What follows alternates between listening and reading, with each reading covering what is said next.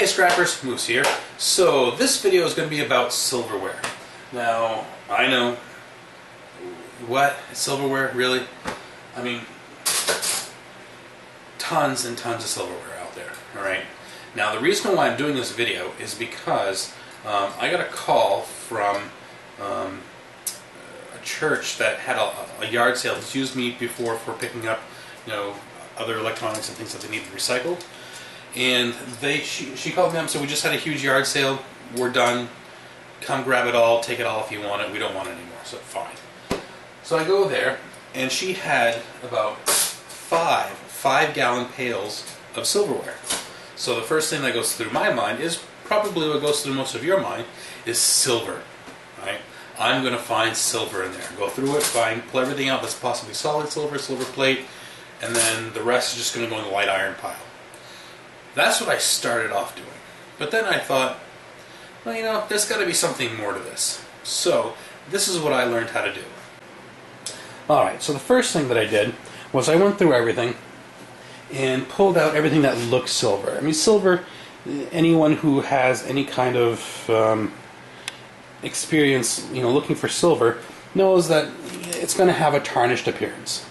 So you want to pull all that stuff out. Now, there are some things out there that look like silver, but aren't quite silver. So, the first thing you want to do is look for either .925, sterling, a little picture of a lion's head. Sometimes you'll see 800 or .80. There's literally 100 different marks for sterling silver, but it's going to be marked if it's silver. Sometimes you'll see silver P or EP. EP means electroplate, so it's really not worth your time. There are some people out there who can recover the silver off of them, but it's less than $20 an ounce. I don't see that it's really that worth it. If you want to save it up and sell it as is, that's perfectly fine. But I'll get to that. The next thing that I found is there's a lot of things out there that at first glance look like silver, and when you read the back, it'll say silver nickel or nickel silver. Alright?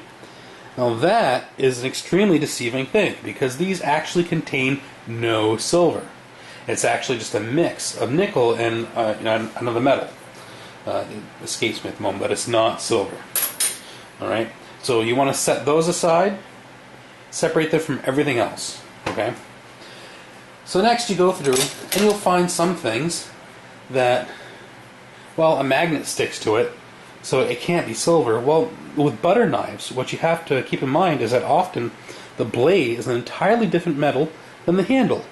So this one is a stainless steel blade with a silver plated handle. Alright? But this one, I've polished it up a little bit, so sorry. But it was tarnished when I found it. But this is a stainless steel blade with a sterling handle. Alright? So like this one right here, I doubt that you can read it, but it says right on there, stainless blade, sterling handle. Alright? So this one, the handle is sterling silver. So that's great. I found, all in all, I found a few ounces of silver in these five-gallon buckets of silverware. So I thought, alright, so now the rest is just going to go in the light iron, whatever, I'll get like 3 cents a pound. And I was like, wait a minute, alright, it's stainless steel, right? So, the next thing you got to do is take a magnet to it, alright? So, this may say stainless steel on it, but just because it says stainless steel doesn't mean it's non-magnetic stainless steel. Alright, and there's a huge difference in what your scrapyard will pay for non-magnetic stainless steel. So this one doesn't stick. So this spoon is going to get you more money at the scrapyard than the rest of that stuff. So separate those out as well. Now, the last thing that I learned while I was doing this is, I came across it kind of by accident. I was flipping through and I found a matching set. And I thought, that's kind of cool, it's kind of interesting. It's not a regular looking set. So I figured, I'll keep it. I'll wash it up and use it for my lunchbox for work. Well, while I was at work, I noticed the little symbol on the blade, and I researched it online. This set right here sold for $100 on eBay. One setting. These pieces. That's it. Not, a 40-piece set, not a whole bunch of other things, just these three. Okay? So it got me thinking, and I started going through all the other sets that I had. And I started thinking, well, why not just put other sets together? So I started grouping everything together in sets with rubber bands. And this set, there was a set of 8 online that sold for $10. Now, I'm not going to get $10 in scrap for these. All right, these are magnetic. So this is like the lowest of the low price, and they're in fairly good condition.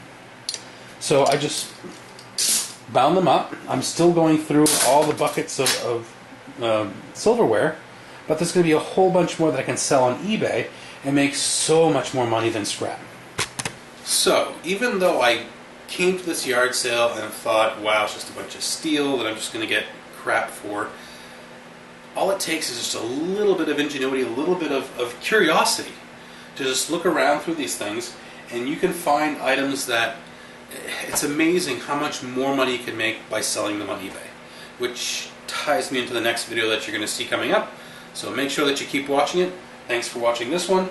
If you have any questions, remember to comment, like, subscribe, and see you later.